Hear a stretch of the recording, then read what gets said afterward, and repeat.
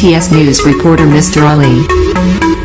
सुल्तान शाही में Akbaruddin Owaisi playground community hall में मुताल्लिक़ा रुकन असम्बली जनाब मुमताज़ अहमद खान साहब ने यहाँ पर कोविड की टेस्टिंग सेंटर का इफ्तिताह किया, इनॉग्रेट किया इसको।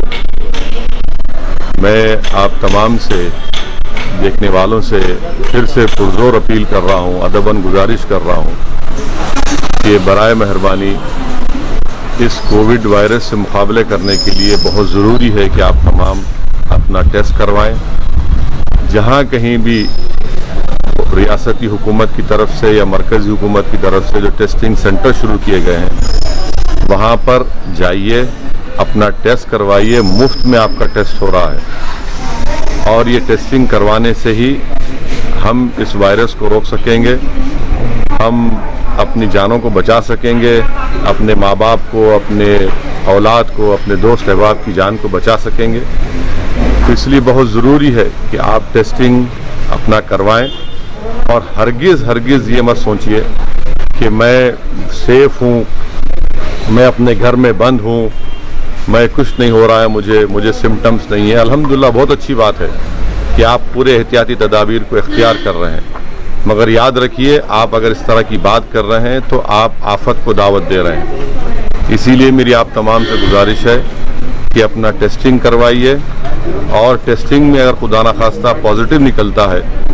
तो डॉक्टर्स खुद आपको बताएंगे आपकी सिम्टम्स को देखकर। अगर आपके पास सिम्टम्स हैं तो फ़ौरन अस्पताल से आप रुजू करवाएंगे, आपको अस्पताल में एडमिट होना पड़ेगा, या फिर घर में आप अपने कमरे में अकेले रहकर अपने आप को आइसोलेट करके अपने अफराद ख़ानदान से थोड़ा दूर रहकर अपना 10-12 दिन आप इलाज हो सकता है आपका। मेरी आप तमाम से गुजारिश है कि टेस्टिंग करवाइए।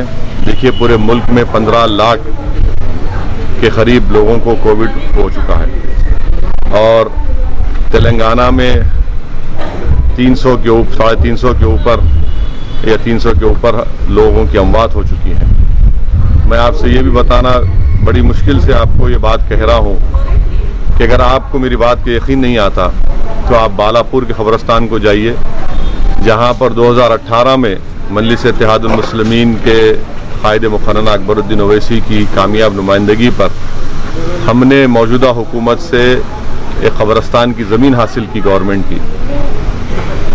2.5 महीने में अब तक वहाँ पर 170 से ज़्यादा कोविड से मरने वालों की वहाँ पर तदफीन अमल में लाई गई।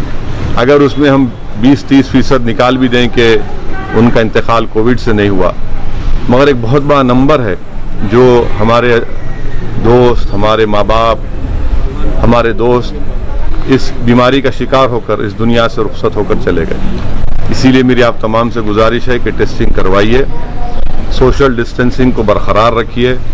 अगर आप बाहर निकलते हैं तो खुदा के लिए मास्क पहनिए। इन चीज़ों का बहुत ख्याल रखिए और ख़ास तौर से अब बकरीद आने वाली है 1 अगस्त को। मैं फिर से अपनी इस बात को दोहरा रहा हूँ कि आप अपने महल्ले के मुतालिका मस्जिद में जब नमाज ईद उल अज़हा अदा करेंगे तो सोशल डिस्टेंसिंग को बरकरार रखिए। जो कंधे से कंधा मिलाकर नमाज पढ़ने का जो सही तरीक़ा है, मगर अब उलमा ने ये कहा है कि कोविड की वजह से हमको दूरी बरकरार रखना है। ईद की नमाज अगर आप पढ़ने जाएंगे तो अपने चेहरे पर मास्क रखिए, दूरी बरकरार रखिए और ऐसे मसाजिद में नमाज अदा करने की कोशिश करिए जहाँ पर खालीन ना हो, माने ज़मीन पत्थर हो, वहाँ पर अपनी जानिमाज लेकर खुद लेकर जाइए, नमाज पढ़िए। और पूरी कोशिश हमको ये करना है कि जो हमारे मासूम बच्चे हैं जिनकी हमारी हमेशा एक रिवायत है कि हम ईद के दिन नए कपड़े पहना कर उनको लेकर जाते हैं, आप उनको हरगिज़ लेकर मत जाइए। और साथ ही साथ आपके घर में जो बुज़ुर्ग हैं जो 60 साल के ऊपर के हैं, उनको भी मैं गुजारिश करूंगा कि आप अपने घर में ही रहिए, क्योंकि 60 साल की उम्र के बाद डॉक्टर्स का मानना ये है कि आप में जिस्म में इम्यूनिटी ज़रा कम हो जाती है। और ख़ास तौर से जो बीमार हैं, जिनको डायबिटिक है, जो ज़्यादा वज़न बढ़ा हुआ है, जिनके लंग्स ख़राब हैं, जिनके क़ल्ब का अमराज में मुब्तला हैं, ऐसे लोग हरगिज़ मत जाइए बाहर, एहतियात करिए। हिमाकत मत करिए और ये बड़े बड़ी बातें करना कि हमको क्या होता। जितने ऐसे लोग बातें करते थे ये वायरस का शिकार हो गए, तो बहुत से लोगों को हमने खोया है। मेरी आप तमाम से गुजारिश है कि इस एहतियाती तदाबीर को इख्तियार करिए।